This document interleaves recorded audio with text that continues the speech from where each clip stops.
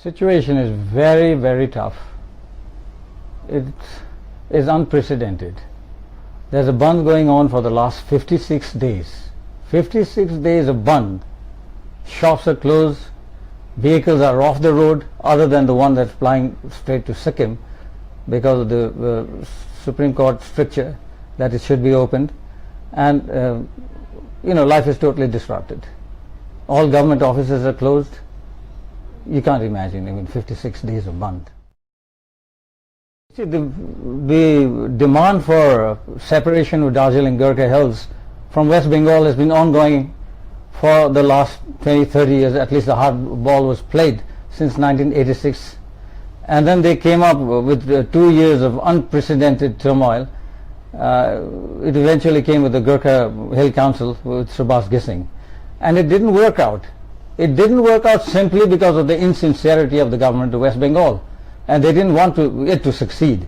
And eventually, when Gising was fed up, there was nothing really coming, and then he was also seeped into total corruption, and he had to bow out of it, and he tried to elbow the 6th schedule of the constitution into the Darjeeling Hills, where the people vehemently opposed it, and he was ousted. And from 2008 onwards, Bimal Gurung's party, the GJMM, came into power, and then they had an agreement with a tripartite agreement with the union government and the state government of West Bengal, and the party wherein they settled for a Gurkhaland territorial administration, which was another thing that was being carried out by the government in the same way as that Gurkha Hill Council was carried out.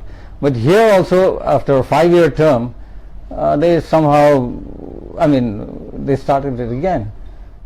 For example, I would just like to state that not only because of what was going on right from the independence time of the first Chief Minister of West Bengal, B.C. Roy, who had manipulated the census figures of 1951 to say that there were very few people of Nepalese-speaking people, and again in 1961 it showed that there were a majority of them.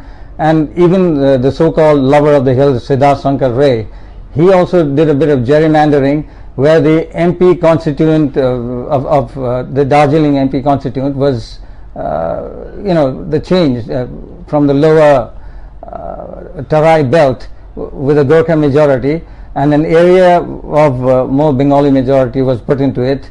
That kind of gerrymandering, so that you don't even have your own MP.